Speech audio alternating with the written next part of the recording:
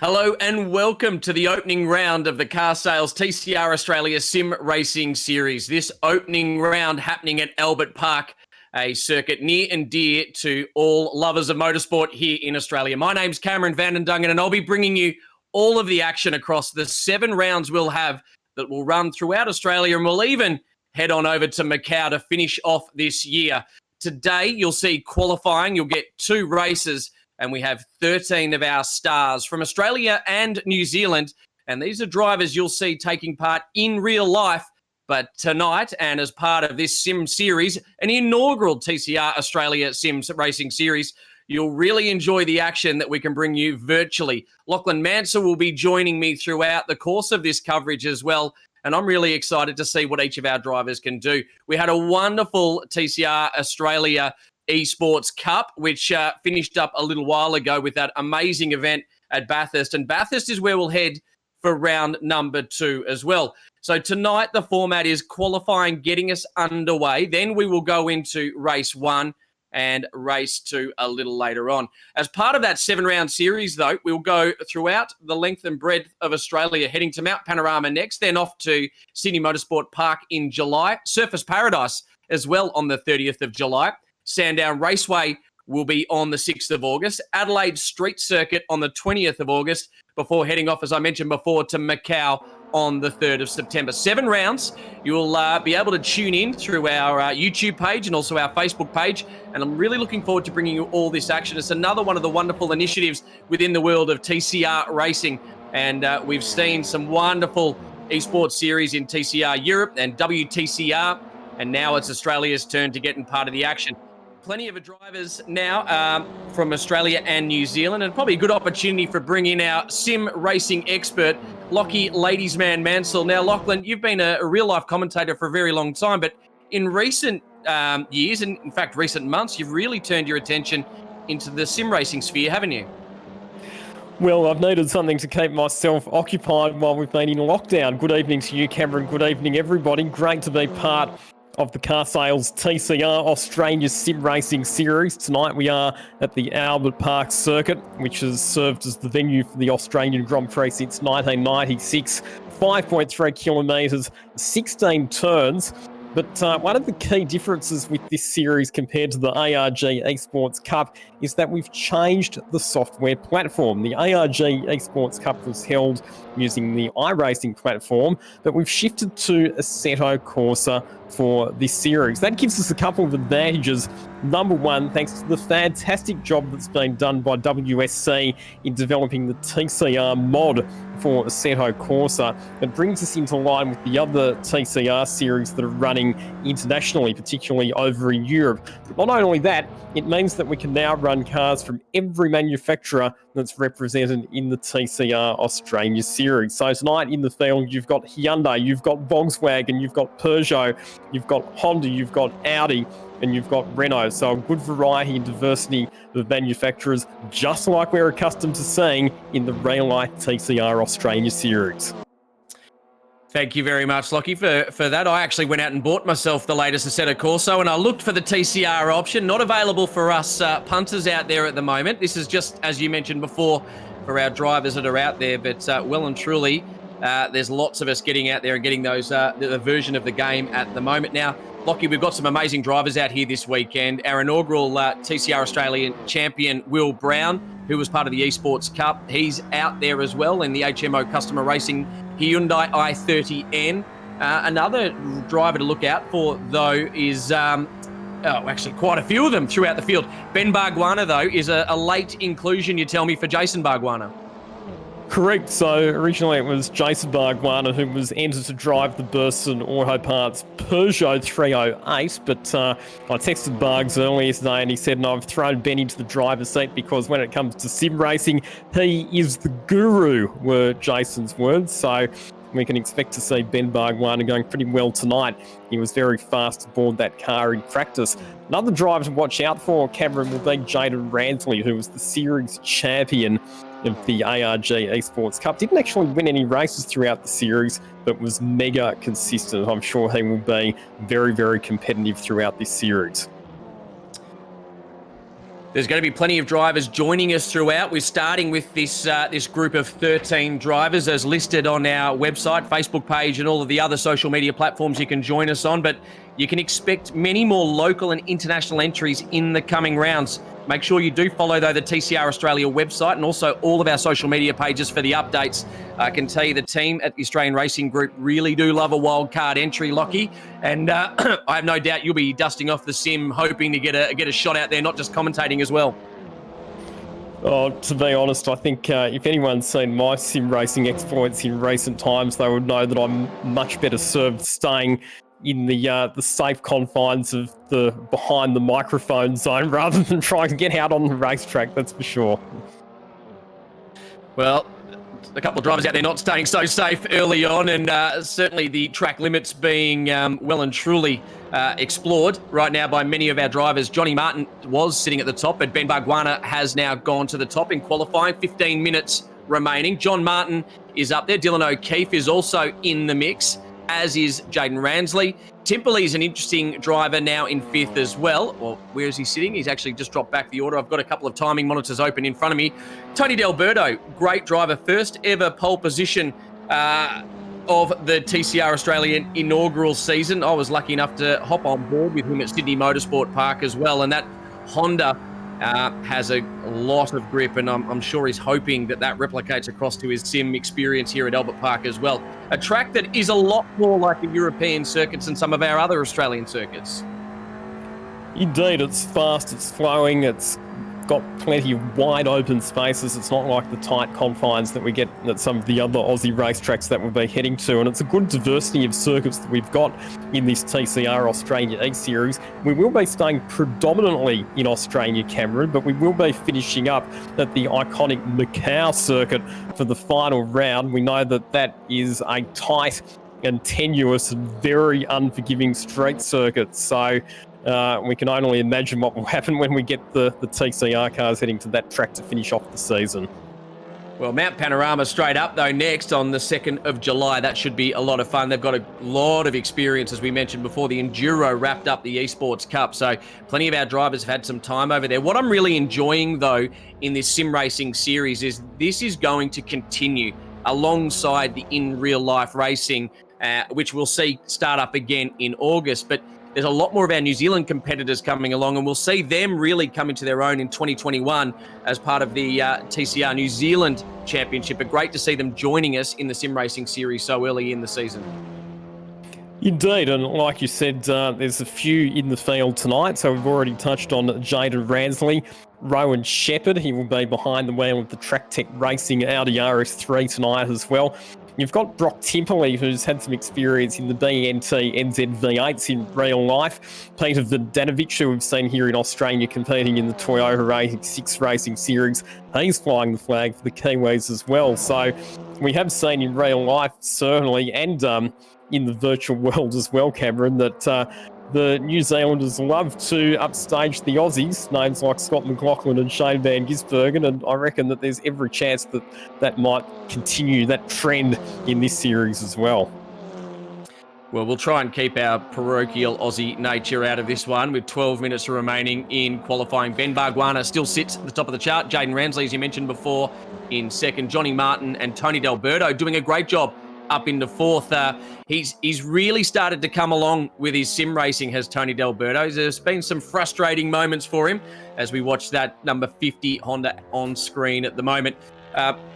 It's been great to see Tony D'Alberto. I mean, he's done such a great job with his drive last year, and I know he wanted better results, and he probably just had a few things not go his way at various parts of the season, but it's been great to see him embrace sim racing. It has been the domain of some of the younger drivers, and I know Tony won't mind me calling him one of the more experienced drivers, even though he's not old by any stretch of the imagination. But it's something that probably doesn't come as naturally as it has to some of the younger drivers, has it, Lockie? And one of the other things as well is the ARG Esports Cup, as mentioned, it was held on the iRacing platform. Now that we've changed to Assetto Corsa, the driving characteristics of the cars are completely different to what everybody was used to. So everybody has had to adapt their driving styles accordingly. The biggest comment that everybody's made to me in the lead up to tonight's race is the fact that the handling characteristics on Assetto Corsa are quite a bit more forgiving than they are on iRacing. So you can push a lot harder without necessarily risking spins or other consequences as you would on the iRacing platform. And a lot of the drivers are predicting that means that the lap times are actually going to be even closer in Assetto Corsa than what they were on iRacing. So I reckon that there's the real potential here, Cameron, that we're going to get some very, very hotly contested qualifying sessions and racing. And more importantly than that, the opportunity for us to get a wide variety and diversity of pole sitters and race winners throughout the season as well. I managed to catch up with the commentator from TCR Europe, Ben Constanduris, last night and had a chat about exactly this platform. He did mention, though, on the outside, for those of you watching and joining us on either the Facebook link or through our YouTube channel to watch the coverage tonight, that it may look like the cars are okay from the outside, but the actual handling of them, and I know you say that the damage is probably a bit more forgiving than the iRacing platform, but at the end of the day, it's still actually damage to steering will compromise their race and will compromise their qualifying, even in this platform. Correct. And the other thing with that damage is that if, for example, you cop a knock early in the race and then for the remainder of the race you then have to battle on with bent steering, we're not going to have the situations with safety cars like what we had in iRacing to give drivers the opportunity to make up that lost time. So while the damage might be a bit more forgiving, you can't afford to be too aggressive or have too much contact with other cars or with concrete barriers, or it will compromise your efforts. Let's have a look at the timing so far. We've got just over 9 minutes remaining in the session. Ben Bargwana on top, 1 minute 58.83. He's only 400th of a second quicker than Jaden Ransley in second position, so the time's extremely tight at the top of the order. John Martin third ahead of Dylan O'Keefe. So a good spread of manufacturers inside at those top four positions as well. We've got Peugeot on top ahead of Hyundai, Honda in position 3, Renault in position number 4. The second of the Honda's wall racing entries of Tony D'Alberto sitting in position 5 at the moment. Then it's Will Brown, who is actually struggling with a few problems with his steering wheel setup in the lead up to tonight. He's sitting in 6th position ahead of Rowan Shevin, Luke King in 8th, Peter Vodanovic in at 9th position, and Zach Sousa rounding out the top 10 at this stage.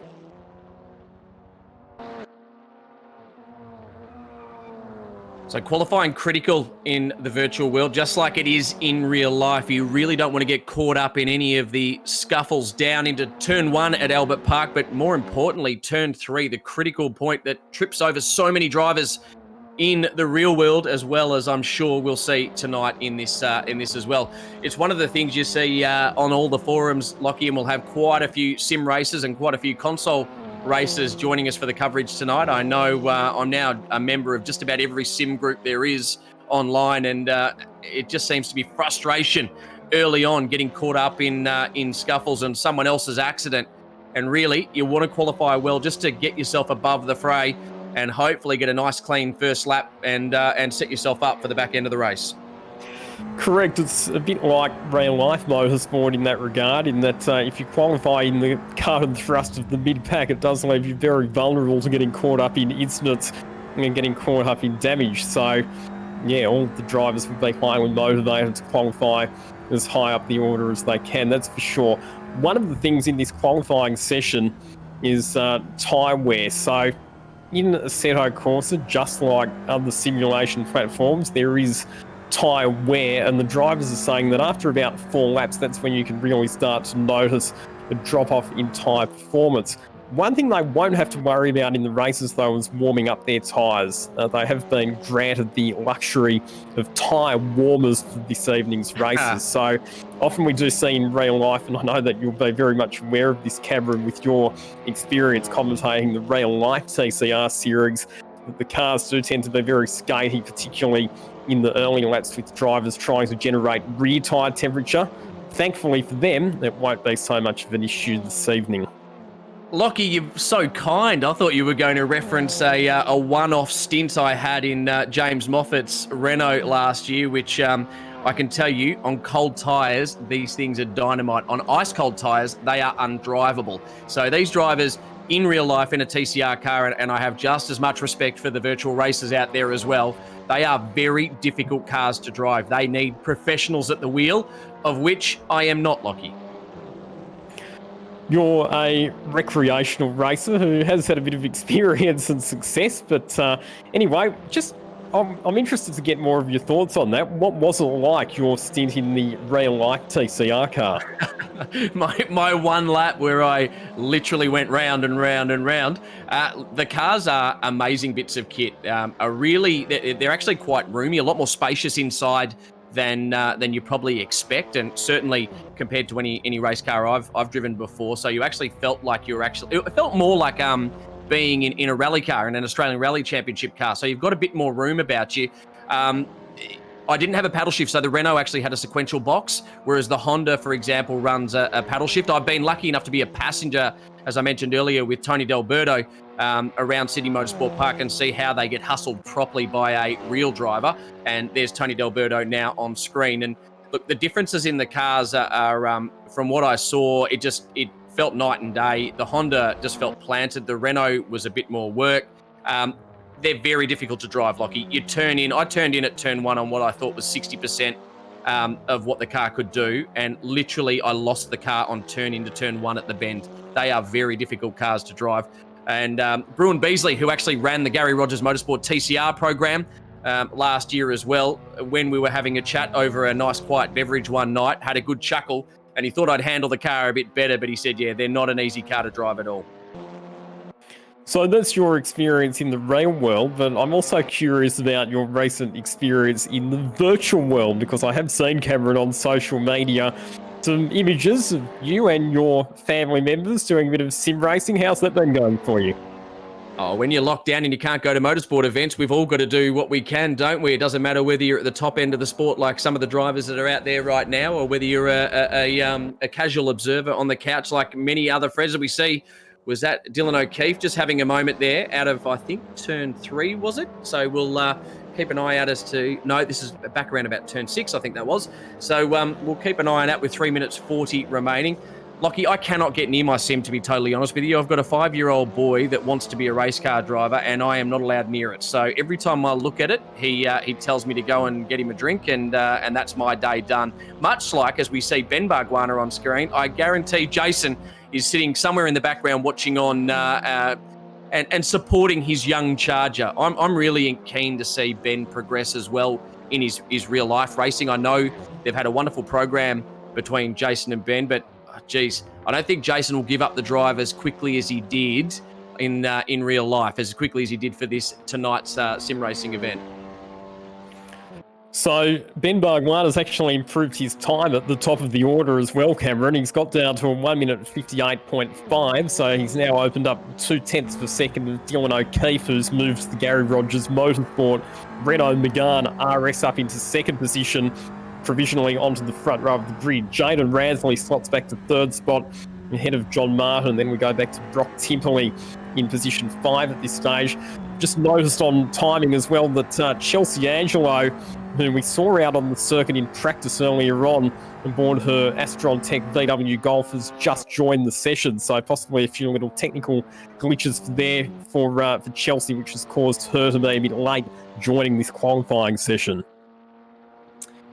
Watch out for Chelsea. It was a shame to see her season end last year when we were at the bend and that big accident. She was actually flying along at that stage, and it's just a shame to see Chelsea Angelo. There's so much promise in that driver, and I remember in the Esports Cup when we were at Oran Park, if not for a bit of a refueling or a fuel, I guess you'd say, calculation drama, she would have been on a podium. So we know that Chelsea Angelo's got plenty of form in virtual racing as well as in real life.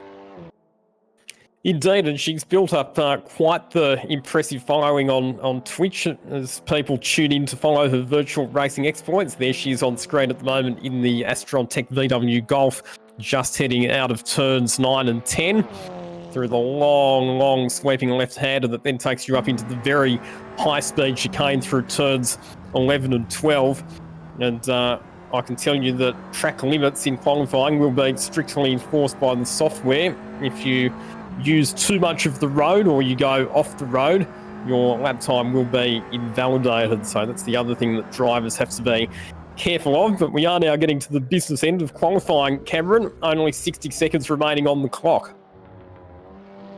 So Ben Bargwanna has pretty much dominated from the outset, with Dylan O'Keefe now up into second, John Martin in third, a former CAMS rising star. Now Motorsport Australia is the name of that association, but Johnny Martin was part of the Alan Docking Racing program in his British Formula 3 drive and worked tirelessly on their sports car program when they were tied up with Nissan as well. So Johnny Martin, a driver that we've also enjoyed in the S5000s as part of the Australian Racing Group. He still sits in third. That's him on screen now in the Mobil 1 entry. Jaden Ransley in fourth with 20 seconds remaining. I'm not seeing any real movers up and down the order right now. You did mention Chelsea Angelo late to the session, hoping to see her move up through the order. But Johnny Martin, he really has been an outstanding young talent. Won the, I believe it was a New South Wales Formula Ford Championship in his first year, then won the Australian Formula Ford Championship before going on to big things in Europe. And great to see him back as the clock runs down now. Checkered flag is out. This will be the last lap. Most of our drivers, nearly half the field already through. And it looks like Ben Bargwanna will be on pole for race number 1. What a good decision by Jason Bargwanna to hand over at the last minute to his young son. And Dylan O'Keefe, through the checkered flag, should hold on to second. As John Martin continues around on the circuit, Ransley not able to go any quicker. Is Timperley able to go any quicker, or Luke King in 5th and 6th? I'm not seeing the times drop. Lockie Mansell looks like Ben Bargwanna draws first blood. John Martin's really pressing on with this lap. We saw him using all of the road and a little bit more there heading into the final sequence of corners through turns 13 and 14, but not quite sure that there'll be enough of an improvement on this lap for John Martin to move up onto the front row of the grid. Here he comes out of the final corner in the Mobil 1 Honda Civic Type R. Hard on the accelerator for the run up to the finish line. Takes the checkered flag, and that lap is going to see him remaining in position 3, I dare say. So our grid is set, and it's Ben Bargwanna who claims pole position for the opening round of the Car Sales TCR Australia SIM Racing Series. Well, we're away, aren't we, in the TCR Australia, the Car Sales TCR Australia Sim Racing Series. Albert Park qualifying now done. We've got races 1 and 2 to go. And if you've just joined us via YouTube, Facebook, or any other platform to see the broadcast of this inaugural race of this 7-race championship, we will be going around the length and breadth of Australia virtually. And then in the 7th round back in September, we will be heading off to Macau. But Ben Bargwanna, a late inclusion for his father, Jason Bargwanna, gets the job done. Johnny Martin tried hard late in that session, and Dylan O'Keefe certainly was pressing throughout, but Ben Bargwanna was the form of that session. Now we'll set up for race number 1. It'll be a few minutes of getting ourselves in order, and those results again will take you through. It was Ben Bargwanna on pole. Then Dylan O'Keefe, I should say, Johnny Martin, Jaden Ransley, Timperley, King, Delberto managed to get the job done to keep himself inside the top 6. And then we run through the rest of the order. Will Brown only able to get 8th, and Chelsea Angelo late to that session will round out our field. But we are not far away from that race. Lockie Mansell has been joining me throughout. I'm Cameron Van Dungan, really looking forward to race number 1. They're going to have to get to Ben Bargwanna from the start. He was so quick on each of those laps and certainly kept himself well and truly as the favourite for race number 1. We'll have a chat to our 2 race winners at the end of tonight's broadcast. But right now we move from qualifying trim into racing trim, and we get set. As I said, it's only a quick 4 minutes between the end of qualifying and the end of race 1 before we get each of our next ones underway. The whole thing done in under an hour, and that's the way you enjoy it. So thank you again. Grab yourselves a water or whatever other refreshing beverage you'd like to have around Australia and around the world if you are tuning in at the moment. This is wonderful to see the Car Sales TCR Australia Sim Racing Series for the first time here in Australia. Is something that we will continue to enjoy whilst we go racing again in real life with our championship later, or I should say our series in August is when we'll get it underway, and we'll be finishing up in Tasmania in January 2021. before New Zealand gets theirs underway. But this is a great way to keep all of our drivers together, and many of the faces you'll see out here will also be out on track in August when we hit the track for the first time properly outside of our little adventure at Albert Park proper, which finished early on. So we now get set, Lockie Mansell, for what should be an exciting race number one. I'm not sure anyone's going to be able to head Bargwanna if he can get out of turn 3 first. Looking forward to this one because now that it's race time, we add in all of the variables, don't we, Cameron? We add in things like perception and spatial awareness of where you are relative to other cars on the circuit, which is not that easy in a simulator. And not only that, other factors that the driver's going to have to think about, like tyre management over the 11-lap race distance. So thoroughly looking forward to this one. It should be an absolute belter. And Lockie, your preparation for this one, normally you're pacing around a commentary box. What have you got, the pyjamas on today? Is that what we're commentating in? Oh, well, one needs to be as comfortable as possible, don't they? All right, looks like we're getting set for a race. This will be race number one of Car Sales TCR Australia SIM Racing Series at Albert Park. Bargwanna and O'Keefe on the front row. Martin and Ransley, Timperley, King, D'Alberto and Vodanovic.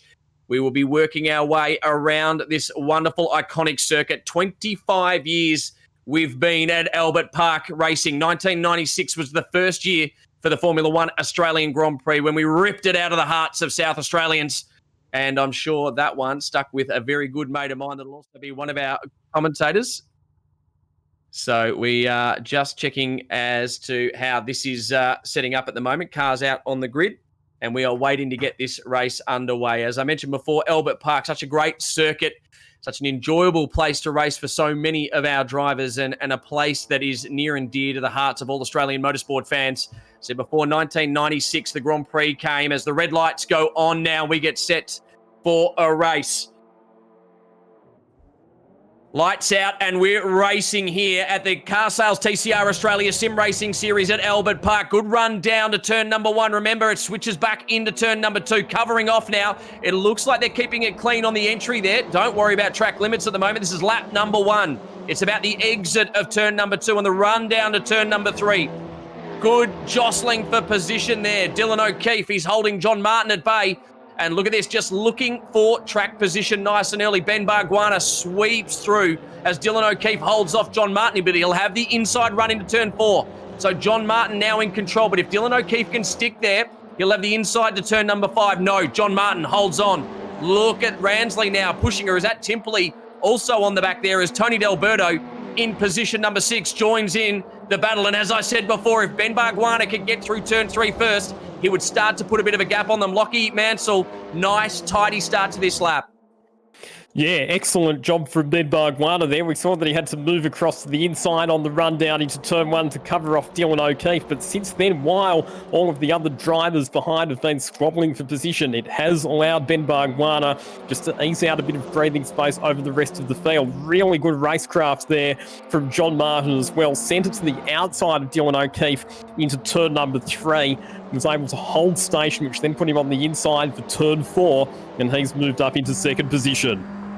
Really impressed with the racecraft of a lot of these drivers. You can see they've spent many, many hours in the sim over the past few lockdown months. Big dive there. Big dive. Too much there by Dylan O'Keefe.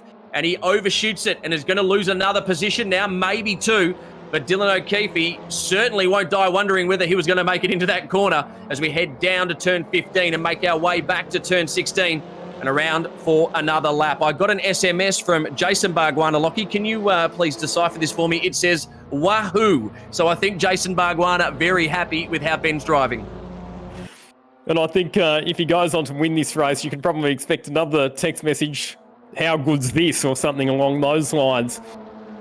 He's a man of not many words, is he, Jason Bargwanna? Great to see him enjoying the racing, and I'm sure he'll be sitting just over the shoulder of Ben at the moment. Ben now just holding on to that lead. He hasn't been able to break any further away from Johnny Martin, who's coming. He's hunting, is John Martin in the Mobile 1 entry. That car looks resplendent in that livery and looks fantastic in real life, just as it does in this virtual setup as well. Ransley really starting to come on strong here, and Dylan O'Keefe just not wanting to lose the back of that car in front. He needs to stay in the battle because Timperley will be ready to strike if Dylan O'Keefe isn't able to get it done. We ride now on board with Jaden Ransley, looking at John Martin in front of us, and he's setting him up here. Where will the move get done? Johnny Martin just moving around here, under brakes, gets right up on the back of him. Great to see us cut to the outside of Jaden Ransley, looming large in the mirrors of Johnny Martin. Ben Bargwanna, you just get the feeling, Lockie, that he's saving, keeping the car underneath him for later in this race. 11 laps, a lot of racing to go. Yeah, and again, time management will be a factor, but what we're seeing right now from Jaden Ransley is quite similar to what we saw from him in the ARG Esports Cup, where he wasn't always the fastest driver, but he had a knack for being really, really good when it came to racecrafts, being able to make the opportunistic passing manoeuvres, and more importantly than that, being able to stay out of trouble and avoid getting involved in incidents. And that's why he was the ARG Esports Cup champion. So he'll just be happy to sit in behind John Martin, keep the pressure on, not make any rash moves, but be ready to pounce should Martin make even the slightest mistake. Dylan O'Keefe has also got himself back into this one, hasn't he? And look who he's bringing with him, Timperley. It's great to see the top five so evenly matched early on this race. So it's Bargwanna, Martin, Ransley, O'Keefe and Timperley. King, he's hoping to get up there. Liam McAdam, we haven't spoken much about him. He's also in position there in seventh. Zach Suter, I should mention, a young Formula Ford star, also coming on strong. And Tony D'Alberto started in sixth. He's back in ninth, so he's had a shocker of a start. Whereas Chelsea Angelo, she's made her way up into 10th.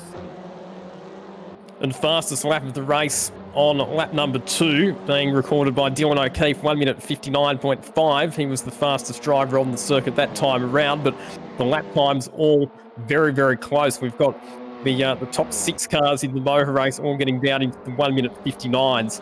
And in fact, if anything, they've just started to close the gap on our race leader, Ben Bargwanna, who was a fraction slower that time through.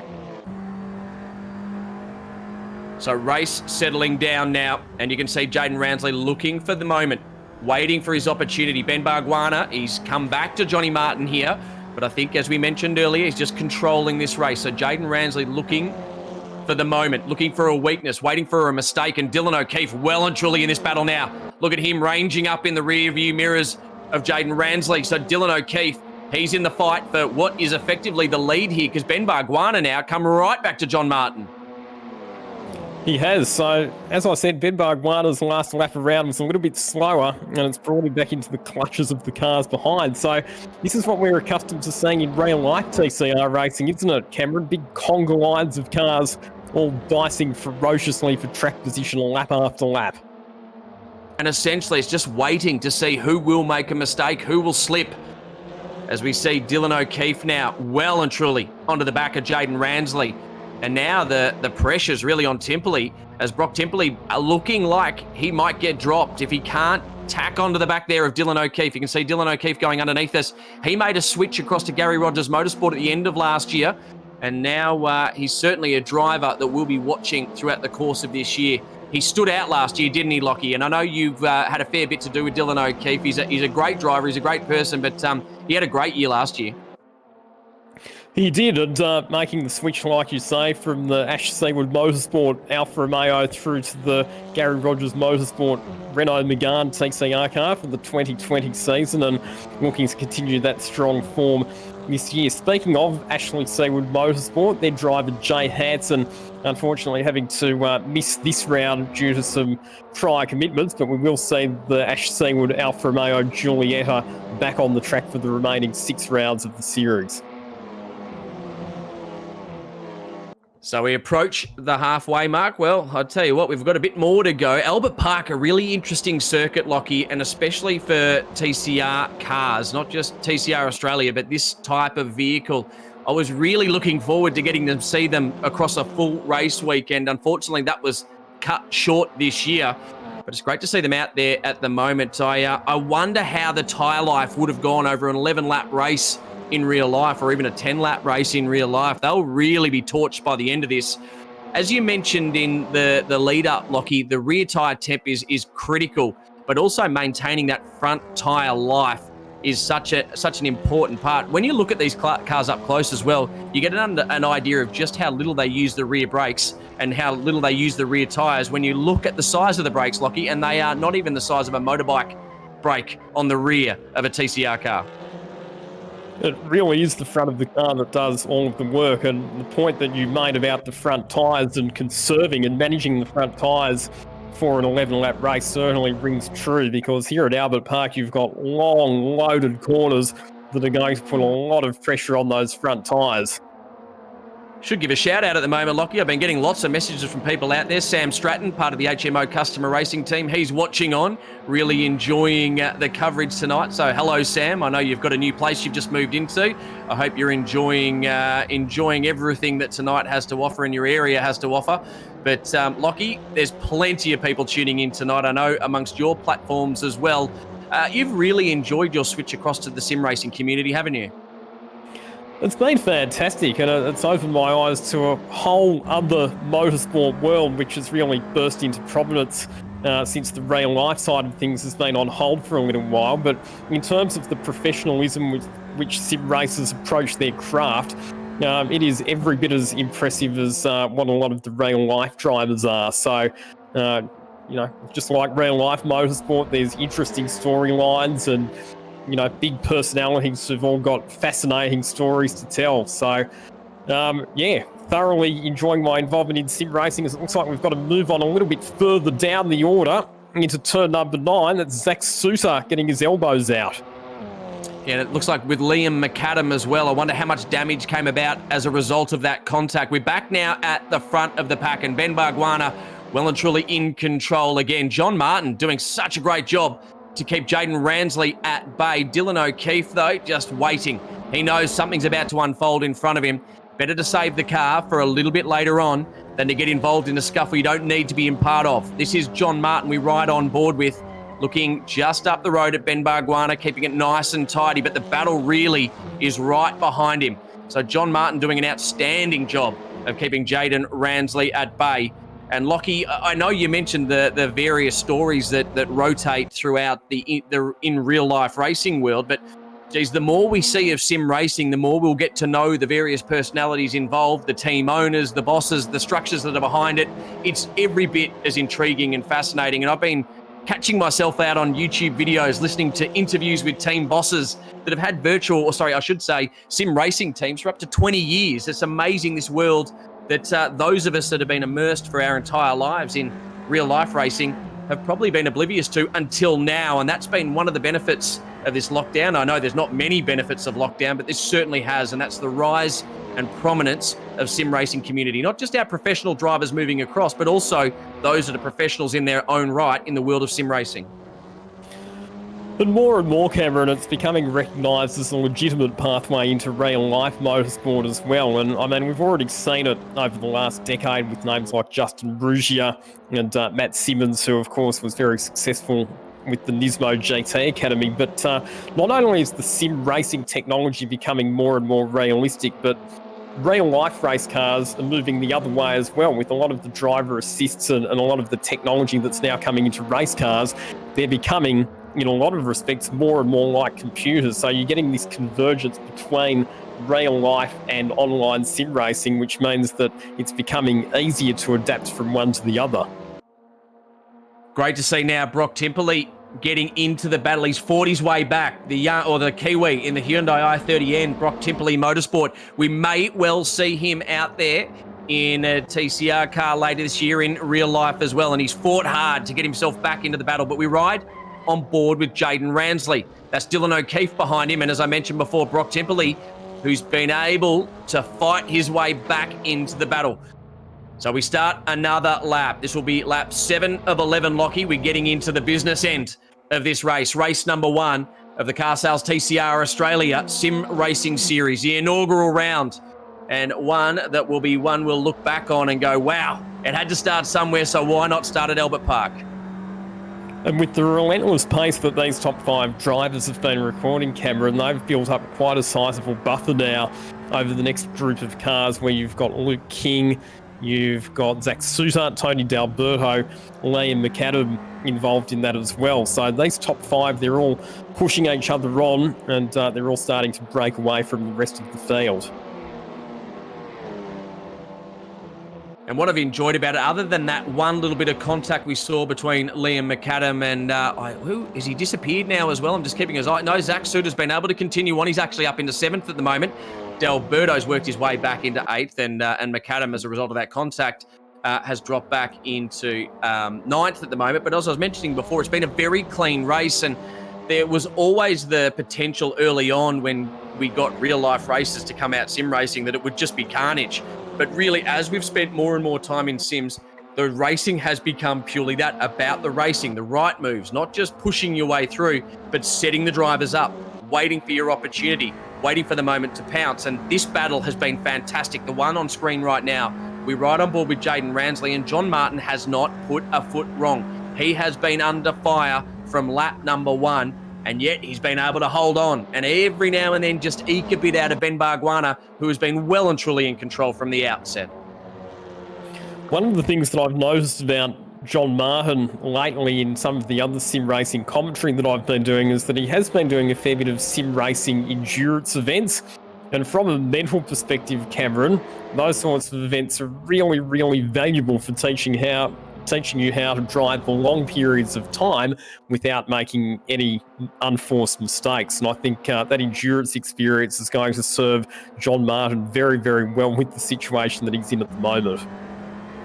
Well, let's also remember that after that British Formula 3 stint, he did really move into a sports car program. Yes, he did the Formula Super League or whatever it was, where he was racing for a soccer club, but he has spent a lot of time in sports car racing and a lot of time doing endurance style events. So Johnny Martin, he's no stranger to that endurance format, whether it is in sim or in real life as well. And this battle really, really firing up. I wonder, it just is going to take one player in this saga to watch the whole thing explode. Timperley's dropped off the back of them again. So it looks like Ben Bargwanna's turned up the wick. It's a bit like endurance racing if you're a fan of cycling or running, marathon running. It's all about knowing the time to go. If you're a fan of triathlon, another one, in that run leg, when do you kick? When do you go? Do you have enough under you? And that's what we're waiting for Ben Bargwanna to do. He is controlling the tempo of this race. Doing a fine job of it at the moment as well. So 3.5 laps remaining. The lap times, incidentally, still staying pretty consistent among the front runners, all in the low to mid 1 minute 59 bracket in terms of the lap times that they're recording. There's a few drivers a bit further down the order who are showing some pretty good pace as well. Luke King, who's fallen back to 11th position, punched out of 59.6, so he's got pretty good speed at the moment as well.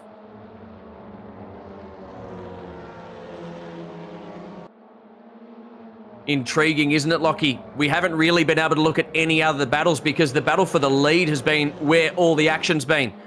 Has Johnny Martin opened up a little bit here? I wonder if he propped himself. Has Jaden Ransley got a run on him through turn 16? It's a big run down to turn 1. And remember, it swings back to turn 2. So the critical moment here will be that run down to turn 3. If you can sweep your way through turn 1 and get a good exit off turn 2, maybe he'll get a run on Johnny Martin, but Johnny Martin very quick on entry to turn 1. And it looks like Dylan O'Keefe may even have a run on Jaden Ransley here. It narrows. It's almost like a funnel down into turn 3. Get out wide. It turns back on itself. If you haven't driven this circuit before, it's actually a very tricky corner, turn 3. Then you've got to get the rhythm through turn 4 and turn 5. Let it run out wide here. This is a very, very fast bit of circuit, turn 5. Keep your foot planted. Hopefully the car can run on with it. You don't want to run too wide, though. You'll lose a bit of adhesion. And then the run up to turn 6. So we watch now. As the tyres are wearing down as well, Cameron, particularly through those high speed corners, the drivers will start to notice the front of the car pushing wide as they start to experience a bit of understeer. Only a couple of laps remaining. There's many people glued to their screens at the moment. Will it stay like this? I don't think it will. Look at this. Ransley having a look. He looks to the inside of Johnny Martin, not able to get it done. There's only one line through this part of the circuit. That would have been very brave. It would have probably ended both of their races, and that's exactly what Dylan O'Keefe's waiting for, sitting back in fourth at the moment. So Johnny Martin, he's back in control again. He knows he's got the car control. He's happy with where he's at. Tucked in behind Ben Barguana, another driver who spent a bit of time in Formula Ford. You'll hear that category mentioned so regularly as an early part of the career for so many of our drivers. Johnny Martin now very close to Ben Barguana. Through turn 15 into turn 16. Again, a critical corner here. Barguana good off the exit. Dylan O'Keefe runs a bit wide on the exit of turn 16. And we go again. 10 of 11, Lockie. We're winding down now. So time running out. So if any one of these drivers want to make an overtaking manoeuvre, having spent the last 9 laps sizing up the strengths and weaknesses of their opposition, now's the time to put your foot forward and go for it. Interesting as well, I think a couple of laps ago we might have seen Brock Timperley just making a bit of a mistake because he's actually drifted well back to 10th position, so right out of the lead pack.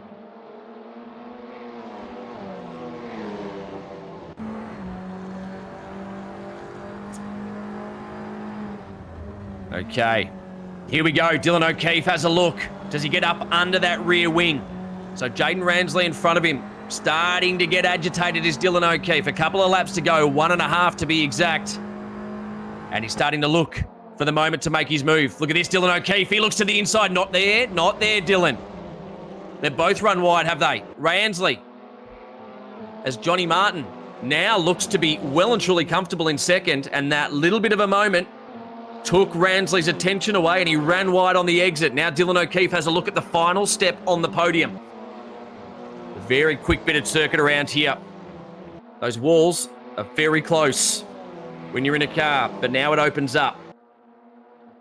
We head up towards Fitzroy Street in St Kilda.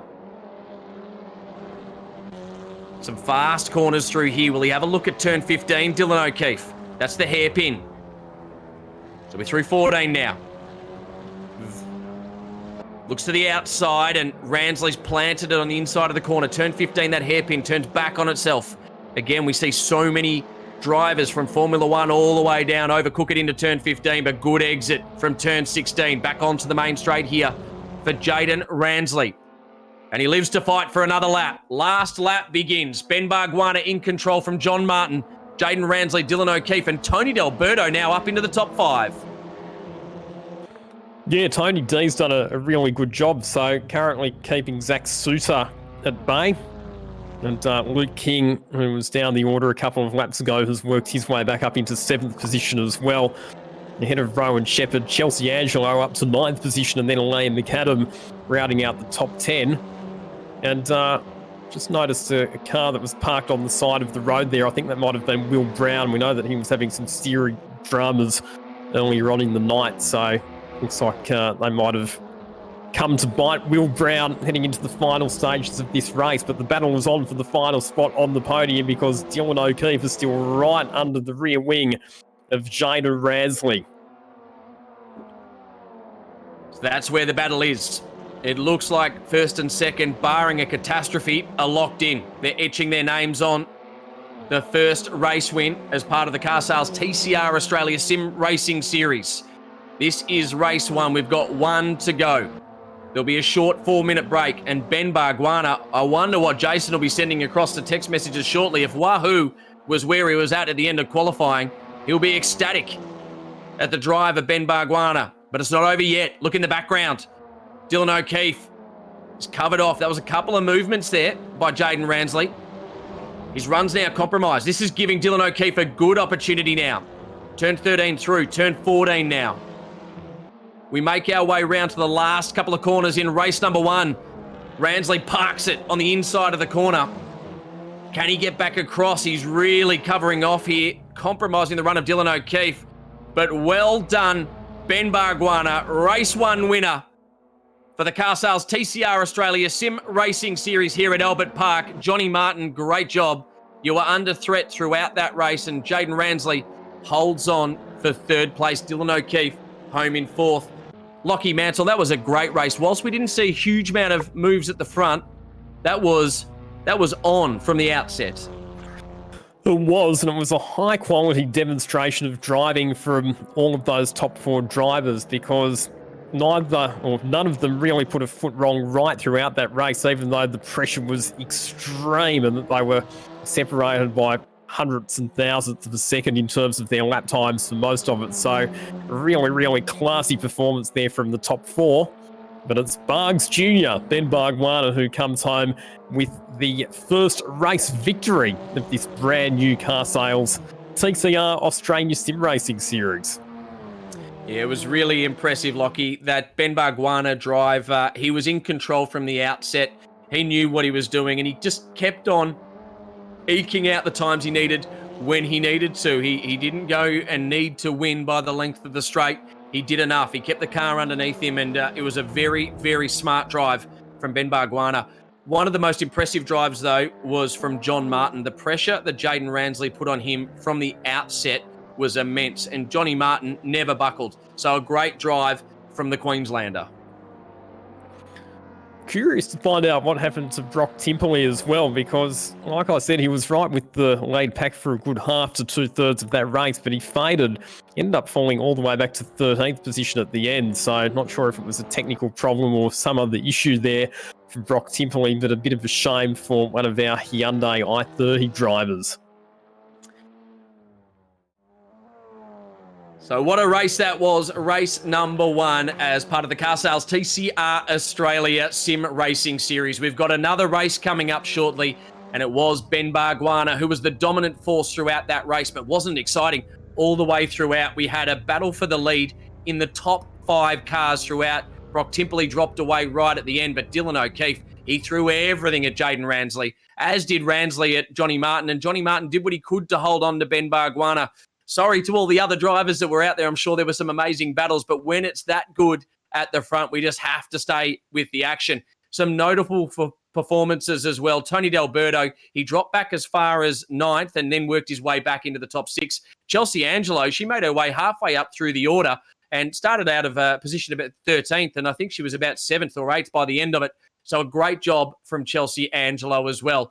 There's more to come. Remember, we've got race number 2. I'm Cameron Vandendungen, joined by Lachlan Mansell. All the action here ahead of race number 2. We'll have a chat to our race winners from race 1 and race 2 at the end of this race number 2. Thank you for joining us wherever you are in the world, wherever you are around Australia or New Zealand as well. We thank you for joining us. This is going to become a big part of our year as we continue throughout July, August, and even into September with the Car Sales TCR Australia SIM Racing Series.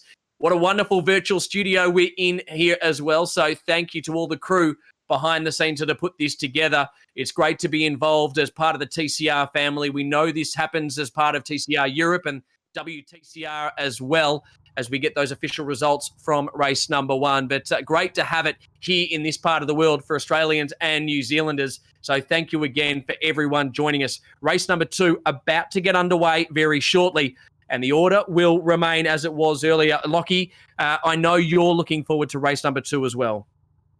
I am very much looking forward to it, Cameron, but just having a look at the grid, I think you'll actually find that there's an inversion format for this second race. So just to mix things up a bit, we're going to start our front runners, or our drivers who did well in race 1, at the rear of the field, and they're going to have to work hard to fight their way through. Well, that's what you do. That's what happens when you don't go to the pre-production meeting, Lockie. You end up making a bit of a kerfuffle of it all. But don't worry, it won't be the last time I do that, Lockie, as we get ready for an inverted grid. There'll be plenty of racing action, and I can imagine, Lockie, this one's going to be on from the outset. Indeed it is, and certainly for the drivers who were so fast in race number 1, like Ben Bargwana and John Martin, Dylan O'Keefe and Jaden Ransley, it gives them a challenge now, because they're going to have to fight their way through all of that traffic. But for the drivers who maybe had some technical problems or finished a bit further down the order in race 1 than they would have liked, like Will Brown and Brock Timperley, it gives them a second chance, doesn't it? And in fact, my money for this race, Brock Timperley, the pace that he showed in race number 1, if he can make use of the clear track, or the relatively clear track that he'll have at the start of this race, and can build an advantage while all of the other fast drivers are battling their way through, he could end up being in a very, very good position. We're waiting now. All cars in position on our grid. Not far away from a race start. The messages are now starting to fire through again. Is this another one from our good mate, Bugs? I can't actually put that one on air, even though we are online. Bugs, thank you, mate. I appreciate that, but I won't be reading that one out for all of our fans out there. Huge thank you to all of the sponsors on board. Car Sales in particular, our naming rights as well, the Australian Racing Group. So much action coming up throughout the course of this year. We're back in real life in August, but between now and September, we've got all of our sim racing series to look forward to. Our drivers put on a great show for us in race number 1. What have they got in store for us? Can Ben Bargwanna fight his way through a grid? He did it in qualifying, and he got it done in race number 1. Can he clean sweep here the weekend at Albert Park? We wait in position, Lockie. I know there's so many drivers that are just waiting for their opportunity to get out in front. Dylan O'Keefe will be looking to make up for it with a podium. Johnny Martin may want to break through for a race win here as part of the Sim Racing Series. As I mentioned before, we'll head off to Mount Panorama next on the 2nd of July, Sydney Motorsport Park on the 16th of July, Surfers Paradise as well, and we're waiting out for the red lights to go on, and when they're off, we'll be away and racing in race number 2. All lights on. And we're racing at Albert Park. Race number 2 of the Car Sales TCR Australia Sim Racing Series. We have an inverted grid. Looking to the top now, Liam McAdam sitting there. Chelsea Angelo sitting in 3rd as well. The look to the inside, turn number 1. It'll get congested down there. Rowan Shepherd also up inside the top 4. He's now made his way up into the top 3. Verdanovic, though, he's out in front. Liam McAdam still in 2nd. Turn 3, the critical point. There's contact back there between Angelo and Suter, I think it was. As we make our way down to turn 3, more contact as McAdam hung out to dry down at turn 3. And was that Rowan Shepherd that's just been fired off the track into the kitty litter down there? Liam McAdam holding on to 2nd, but Verdanovic is able to just break the back of them a bit here as McAdam and Angelo. Suter, O'Keefe now. O'Keefe's done a great job to get up into the top 5. Let's keep it tidy, drivers, as we make our way through turn number 6 now and head to the back part of the circuit around Albert Park. Jaden Ransley up into 7th. Johnny Martin also in the mix there as well. And Ben Bargwanna, lots of work to do. Great start from Peter Verdanovic, but as you said there, it was Rowan Shepherd that got turfed off the road. I think he was embroiled in a bit of a battle there with Liam McAdam. The 2 cars made contact, and it was Verdanovic, Rowan Shepherd, I beg your pardon, who got fired off to the side of the racetrack at turn number 3. Some really good racecraft from the likes of Dylan O'Keefe and Jaden Ransley to make up a bundle of positions in the first half of this opening lap. As we say, the battle is on for 2nd position, side by side. Liam McAdam and Chelsea Angelo on the run down into turn 13.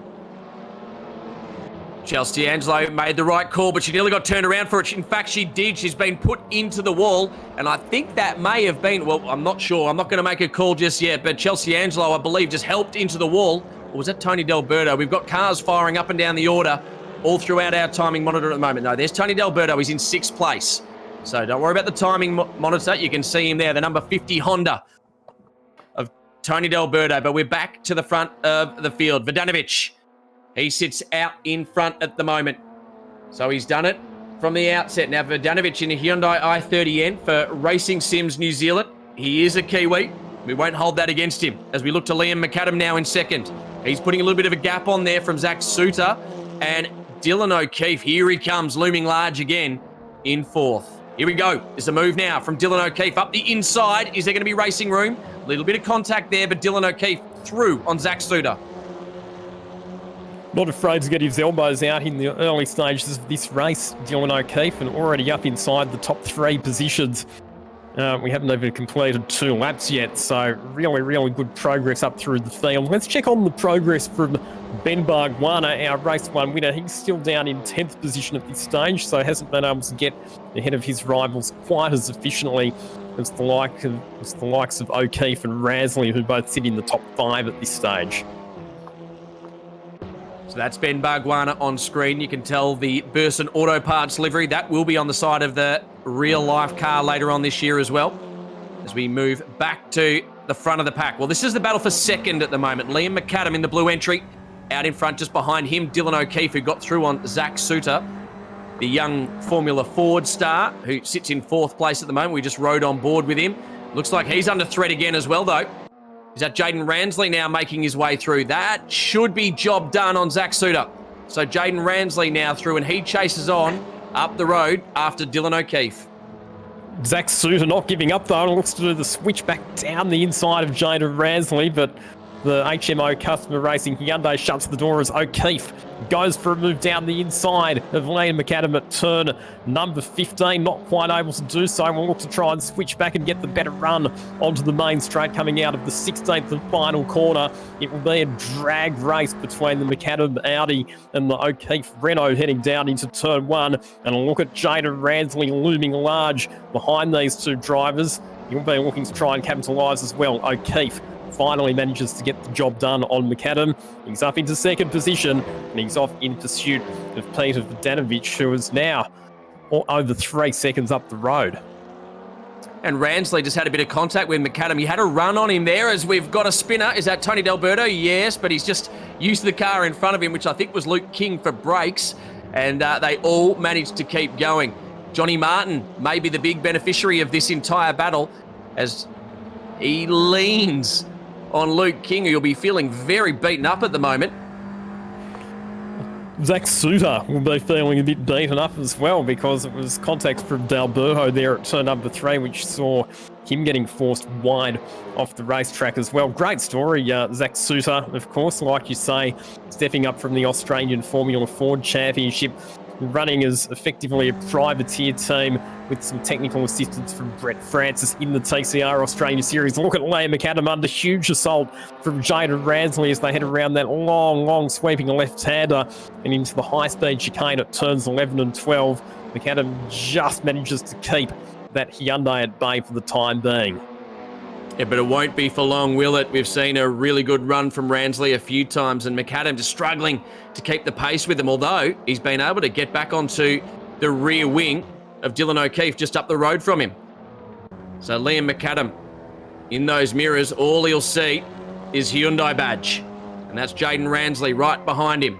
So he's just put himself to the middle of the track. That's going to open him up to attacks here, and you can see he's pushing Ransley further back into the clutches of Luke King. So we look at the car in front. That is Liam McAdam in front of us, riding on board with Jaden Ransley. And you can see Dylan O'Keefe now just eking out a bit more of a gap there. He's through turn 1. Look at that. Interesting to see the move on the exit of turn 1. It just looked like Liam McAdam was unsettled on the ripple strips there, which has given Jaden Ransley a look here down into turn 3.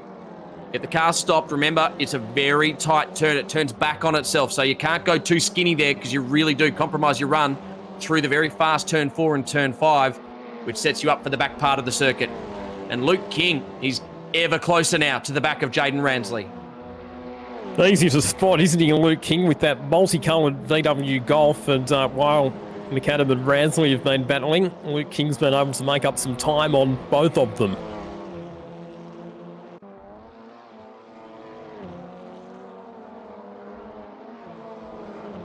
We're on lap 4 of 11, race 2, the last race of tonight's broadcast. Thank you for everybody joining us on Facebook or YouTube. Remember to tune in via our various social media platforms, also the TCR Australia website for all of the news and updates. We've started with 13 cars, and yes, it's tight, Lockie, don't worry. Liam McAdam's got this one under control, or does he? Jaden Ransley has a run on him here. He won't be able to get the job done. This is where Johnny Martin was so strong at keeping Ransley at bay throughout race number 1, but it looks like McAdam's overcooked it. Again, parks his car. That Audi makes it incredibly wide. Ransley gives him a little bit of a little nudge, a helping hand, if you like, as Luke King looks to the rear. Through turn 15 now, the hairpin back around onto the main straight for another lap, which will be lap 5 of 11. Liam McAdam is positioning his car exactly where he needs to make sure that Jaden Ransley is finding it extremely difficult to overtake. Ransley will be starting to get a bit frustrated at this point. He goes for the big look down the inside into turn 1. McAdam makes a mistake, goes wide, goes out into the grass and he's going to drop 2 positions as a result of that excursion there. Ransley goes through, and so too does Luke King. So he's done a great job, Liam McAdam, to withstand the pressure from Jaden Ransley for a couple of laps, but finally succumbs to the relentless attacks that were coming from behind and just outbraked himself at turn 1. And here comes Luke King, doesn't he? He's waiting for this opportunity to get through on Jaden Ransley. Dylan O'Keefe, he's well and truly up the road. That gap is coming down slightly, I think, for Verdanovic, but Verdanovic can really control this race. Right now, though, it's the fight for the final step on the podium, and Luke King is well and truly up to his eyeballs in it. They've already broken away from Liam McAdam, as Jaden Ransley able to open it up and really start to piece a lap together, get some flow out of that car. But King going with him. He's staying well and truly glued to the rear. We're right on board with King. You know, oh, that was a big moment. He's just absolutely nailed him. So King has run right into the back of Jaden Ransley, and Ransley off the circuit. That was a big, big shunt. And that means that Ransley falls back in behind Liam McAdam as well. And the question that you have to ask there, Cameron, is what's the damage going to be to both of those cars? Because, like you said, very heavy contact heading into turn 11, a corner where typically we don't see overtaking manoeuvres being made. This is a good battle a bit further back as well. Yeah, Johnny Martin sitting up in front of him at the moment. So Tony D'Alberto, these two will be well and truly accustomed to racing against each other. They did so last year, and they resume battle here as part of the Car Sales TCR Australia SIM Racing Series. Race number 2. We're at the halfway point. In fact, we're beginning the second half of this race. And we watch Timperley. He's back in 8th place at the moment. He was very quick early on in this race. Just looking for his opportunity. Zach Suter, Lockie, has really struggled, hasn't he? He was quick early, but he's back now in 9th. So Zach Suter and Ben Barguana, who was caught up in that Chelsea Angelo accident on the first lap. I wonder if that's really compromised the drive out of that car, because Ben Barguana was so quick in qualifying in race number 1. You can't help but think that that car is suffering from the damages of that incident with Chelsea Angelo. Well, I can't help feeling that you're right there, Cameron, because like you say, we know that the Barguana car's got a lot more pace than what it's showing at the moment. So at the moment, poor Ben is having to just limp around and probably try and salvage some points, as we see Liam McAdam and Jaden Ransley resuming their battle, albeit a spot further back than where it was before. It's now the contest for positions 4 and 5, and Ransley with a big run on McAdam as they head to turn 11. They'll go side by side into this fast left-right chicane. It always makes me nervous when I see cars running door to door through there, because it is such a high-speed, committed part of the racetrack. And once again, it's Liam McAdam who manages to keep that Hyundai at bay. Oh, there's a lot of feeling in this one, isn't there? A bit of niggly aggro going on out on track at the moment between Jaden Ransley and Liam McAdam. There's a bit of brake testing going on as well. We don't know what's happening out here at the moment as Ransley gets the inside run now down into turn 15. This is getting ugly now, Lockie. This one's about to explode as Johnny Martin and Tony D'Alberto buy in on the action, and Ransley really putting some dents on the rear bumper of Liam McAdam. I think they're taking it personally, this battle, that's for sure.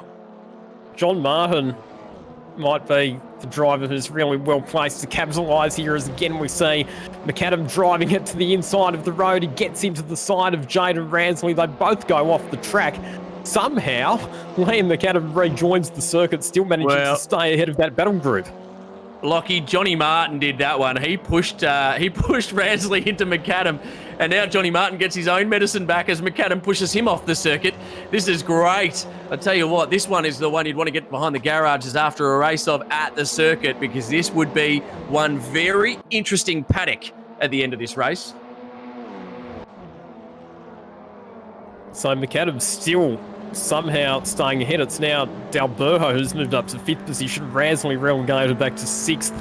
Then it's John Martin back to Brock Timperley, who sits in 8th position at the moment, but minuscule margins separating all of these cars, as we say Ransley looking to the inside of D'Alberto, who has to cover his line at turn number 9. There is John Martin attacking Ransley from behind. So Jaden Ransley in a Honda Civic Type R sandwich at the moment. Well, the battle was at the front in the last race, but this one is all about position number 4. We're not even on the podium here, Lockie, at the moment. The podium's is bolted. It's Vodanovic, O'Keefe and King, but all the interest is in the battle over 4th place at the moment as Ransley has been in everything. So was Liam McAdam, and those two now under threat from Tony D'Alberto and John Martin. But look behind them, a couple of drivers joining in Brock Timperley, and Zach Suter's even back in the battle as well.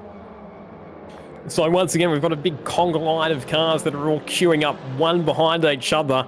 We're seeing lots of positional swapping, just like what we would see in a real-life TCR race. We know that this is going to be a hotly contested championship, so every position and every point counts, even if it's not necessarily a battle for a podium spot.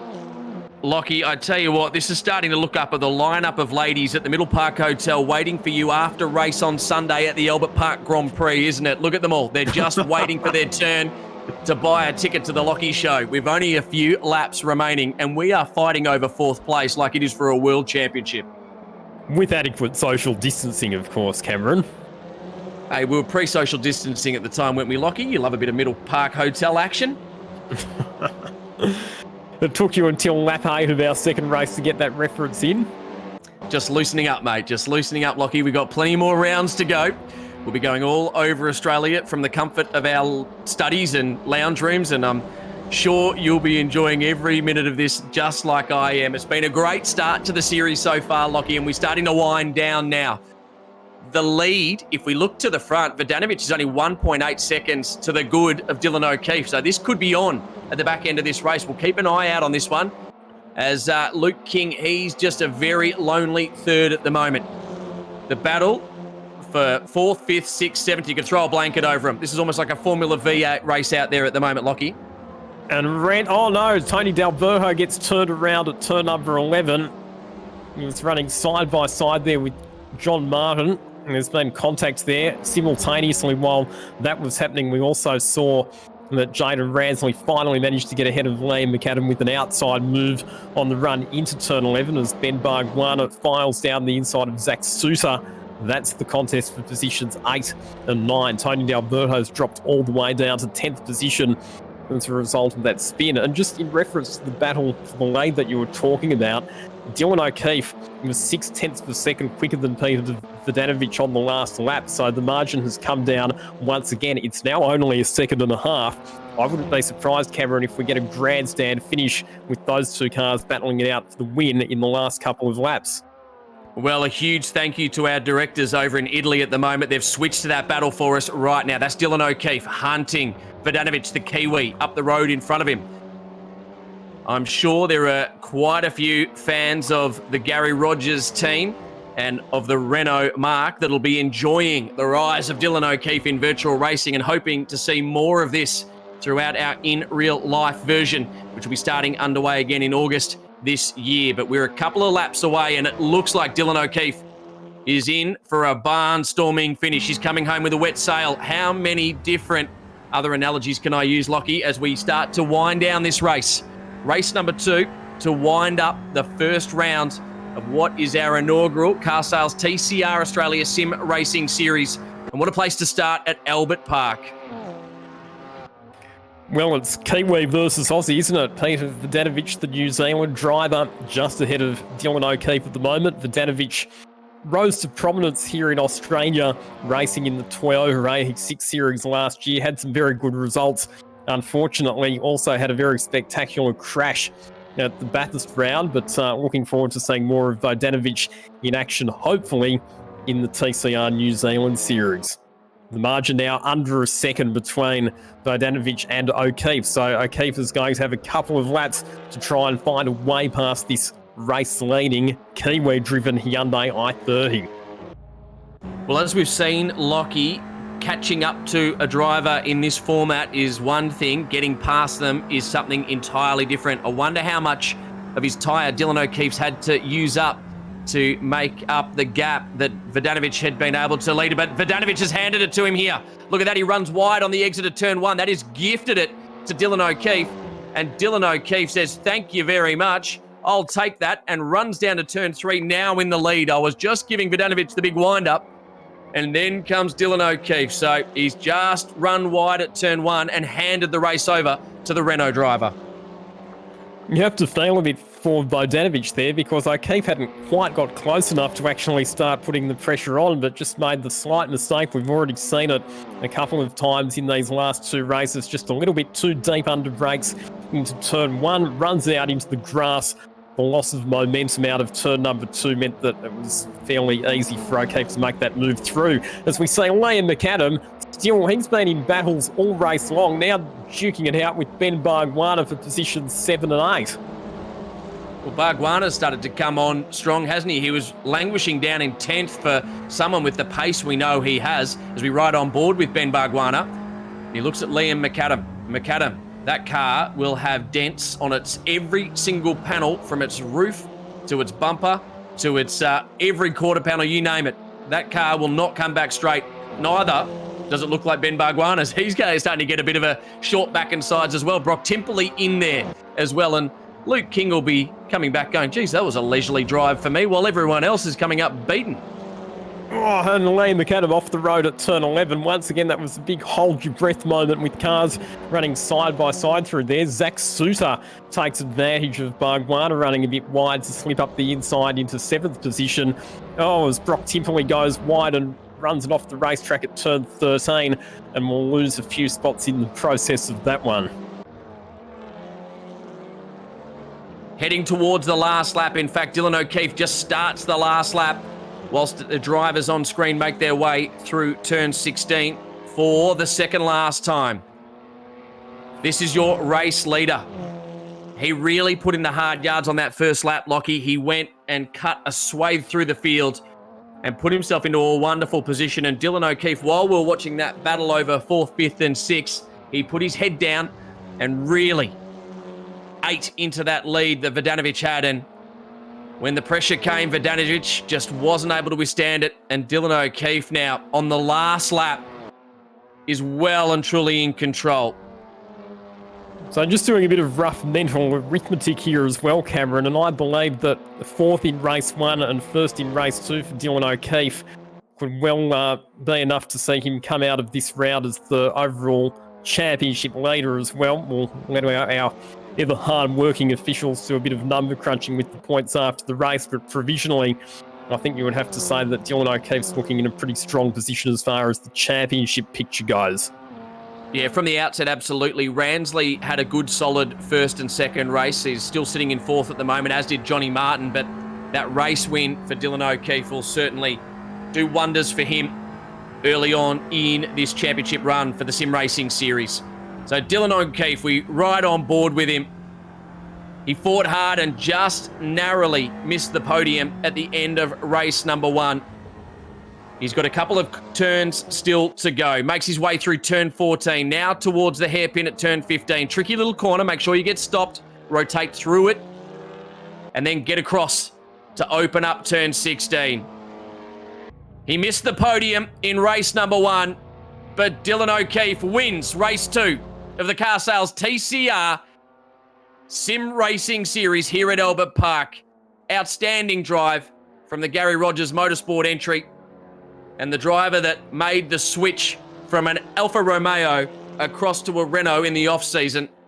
And he's made Renault a winner here at round number 1 as well. So a wonderful drive from Dylan O'Keefe. And a great spread of results there as well. Peter Vodanovic coming home in 2nd position, and Luke King getting up to 3rd spot. Jada Ransley, very consistent performances for him tonight, inside the top 5 in both races.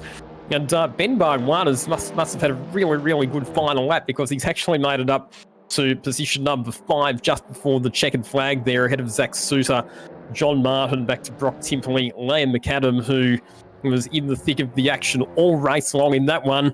And then Tony D'Alberto, who we saw having that quite spectacular spin at turn number 11, managing to finish inside the top 10. Well, that was a wonderful race. Lockie Mansell, thank you, mate, so far for 2 wonderful calls with me as well. We'll hopefully have a chance to chat to both of our race-winning drivers in Ben Bargwanna and also Dylan O'Keefe shortly. But what a way to start our season. Thank you, everyone, for joining us so far. We had 2 different winners from 2 different teams and 2 different marks across our 2 races. We head off to Bathurst next for the next round, which will be taking place on the 2nd of July before we head off to Sydney Motorsport Park for the 16th of July, I should say. Then we head over to Surfers Paradise, or up to Surfers Paradise, depending on where you are in Australia or in the world. 30th of July, Sandown Raceway on the 6th of August, Adelaide Street Circuit on the 20th of August, before we head to Macau, virtually head to Macau, on the 3rd of September. This is round 1 of what is a 7-round series, and something that's going to become a big part of your TCR experience throughout this year. You can watch all of the championships around the world, and now Australia joins the party with a sim racing series. You enjoyed the Esports Cup. Well, now let's see what else we can do. 13 drivers started it off. We're going to have so many drivers joining us from not only locally, but all around the world. We'll have wild cards, and we'll certainly see some new regulars make their way out onto the grid. And what a way to kick it off. That battle in race number 1 was so exciting. The top 5 cars really duking it out throughout for the race win. It was a little bit more heated in race number 2, and the battle was a lot further on. But Dylan O'Keefe, he made his way through the order and got well and truly out to the front by that last 2 laps. And Vodanovic, what could have been, if not for running wide at turn 1, we could have had a grandstand finish. So it was great to see, and we really do appreciate those of you that have taken the time. And my phone has lit up today with so many people on social media really enjoying the coverage. So we thank all of the crew that put this on, the Australian Racing Group as well. Now, Ben Bargwanna, we know just how quick he was. He was a late inclusion for Jason Bargwanna, who was on the entry list. And what a smart decision that was, Jason, because Ben did an outstanding job in qualifying in race 1. And if not for that little bit of contact early on lap 1 of race 2, what could have been for that driver as well. So 2 races in the books, and we've got 14 in total this year. So we've got another 12 to go, and they will be just as enjoyable. Remember, if you want to see all the entry lists, if you want to see all of the action again as well, on our website, on our Facebook, on all of our different social media platforms, this is the Australian Racing Group's Car Sales TCR Australia Sim Racing Series. And we really did enjoy the insights that Lockie Mansell and Lockie Ladies Man Mansell has joined us throughout the coverage today as well. Did we have Ben Bargwanna, I'm hoping we had, available to have a chat with? Ben, are you there? Yeah, I'm here, guys. Mate, well done. Great qualifying and race 1. Did you see how much action was unfolding right behind you in that first race? Oh, mate, that was crazy. I was just trying to stay out of it. But yeah, I was just trying to do clean laps and keep my tyres fresh to stay out of that rubbish. But yeah, it looks pretty crazy back there. Mate, you're a late inclusion as well. Good call by Jason. He's been messaging us and keeping us up to date with how you were going. When did you know you were going to be slotting in for him? Last minute. So pretty typical for Dad, you know. Just giving me the 5-minute call before you're in. I was like, oh, cool. But it really is interesting to see how everyone's progressed, though, as well. I know you've been doing a fair bit of time in the sim, doing multiple different races, championships as well. But the caliber of driving tonight, I thought, was outstanding. From your point of view, I know you got caught up in an incident in race 2.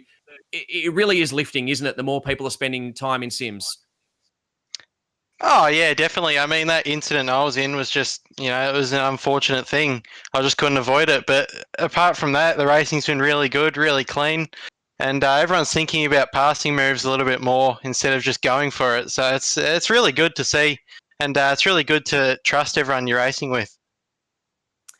Now, Ben, just before we let you go, mate, we're starting to see a bit of crossover time now. Sim racing workshops have fired back up again. Have you been getting your hands dirty in a garage as well as spending all this time in a sim? Oh, a little bit. We've been planning for race meetings, but they keep getting cancelled. So we're trying to do the best we can. But I like to just, you know, go up in the shed and tinker on my Formula Ford just because it's the only thing I can do at the moment. But yeah. Oh, no, I'm right there with you, mate. I nearly cried when they cancelled the Pyaark Sprint on us the other day, which also had I think the Excels were racing in it. But we'll let you go, Ben. Thank you very much, mate. We appreciate your time. Well done. No, thank you very much. So great to hear then from qualifying pole man and also race one winner, Ben Bargwanna. And as we said before, he did a great job to make his way back through the order after an early race incident in race number 2. I'm hoping we might have a chance to chat to Dylan O'Keefe because he was in the thick of it. And I think the numbers should show that he takes the round win. Dylan, are you there? Yeah, I'm here, mate. I've got you. Hey, Dylan, well done. You really put your head down there. Vodanovic, I thought that gap was going to be a bit too big or a bridge to cross, but, geez, you got it done quickly, mate. Yeah, I know. That was actually pretty enjoyable. I mean, it was probably, 5 or 6 qualifying laps there on the limit. I knew I had the pace to try and catch him down, but I think it was like a 4-second gap. I knew it'd be pretty difficult, but after the first flyer, I knew I was taking maybe 6 or 7 tenths out of him a lap. So I knew towards the end it'd be close, and I managed to put him under pressure and get him, which was, really enjoyable. And I mean, that race didn't seem too interesting apart from the start. So I thought I needed to try and do something to bring home the win. Well, wait till you see the replay because Jaden Ransley and Liam McAdam have come back with dents on every single part of their car. In fact, I think half the field did behind you. But I want to talk about that first lap because you made the biggest moves on that first lap. How did you get through so many cars so quickly? Yeah, I mean, it's a fine line with these reverse grid races because you have to be aggressive yet there's going to be accidents, so you have to let them unfold in front of you. And I knew I had to be aggressive and push from the start because I had some fast guys behind me. So I just wanted to put a gap and a few cars in between me and them so that I knew I could challenge for the win. So there's probably 2 instances there where I picked 2 incidents unfold in, like with Chelsea and another one at the start. So that was quite good to get through them, and then it made it easier from then on, just pick them off one at a time. Now, I also want to take you back to race 1 because from a commentator's point of view, from those that were watching on, top 5 cars could have won that race. That was a wonderful way to kick off the sim racing series. You got so close, mate, but just weren't able to get onto the podium at race 1. No, I know. Race 1 was, probably not the best for myself, but I mean, from a sim racing point of view, the racing was intense and close for the whole 11 laps. I think I kept looking at my relative, and Ben was leading, and I was in 4th, and the gap was only 1.2 seconds. So shows how fast and competitive all us front guys are. And there was nothing in it. So I was sort of kicking myself after making that dive bomb on John Martin at the start. So anyway, it was good fun, and that was good for everyone to watch, I hope. And it was nice and clean. Yeah, well, that's the last one I'll leave you with as well. And I mentioned to Ben Bargwanna before as well, the caliber of driving in sim racing tonight on show was exceptional. From a driver's point of view, it's obviously very different to how we see it on the outside. You must have been very happy with the caliber of driving and also the cleanliness of the racing. Yeah, for sure. I mean, this is a condensed series. There's not many drivers in it, so we just need to put on a good show and at the same time show each other the respect that we should deserve. So it's a long race. You got the 11 laps. Use all 11 laps to get through each other, not all on the first lap. So it's good to see that respect, and hopefully, it stays for the remainder of this season for the online series. And, mate, it may be a virtual win, but a win for Gary Rogers Motorsport and a win for Renault. You must be happy to put that in the books. Yeah, that was good. I mean, it's good to get this championship off to a good start, and obviously GRM had a 1-2, I guess, in both races, which was cool to see as well. So I'm sure Ben will be quick for the rest of the races on this as well. So, yeah, hopefully it's good. Cheers, mate. DOK, I'll let you go, mate. Thank you for being a wonderful part of round 1 of the Car Sales TCR Australia Sim Racing Series. Thanks, Cam. Appreciate it. Well, that wraps it up. You've now heard from each of our winners. What a way to start this inaugural championship for the Car Sales TCR Australia Sim Racing Series. Thank you to everybody involved, all of our drivers, teams, everyone that watched on all the different platforms. Remember, we've got 6 more rounds to go, so stay tuned. Remember to like all of our social media platforms and keep an eye on the website. So much more information coming up. That's it for our broadcast tonight, though, guys. We appreciate it, whether you're in Italy, as our directors are, or whether you're in Australia in your lounge room watching on. Thank you very much. Stay safe and enjoy your sim racing.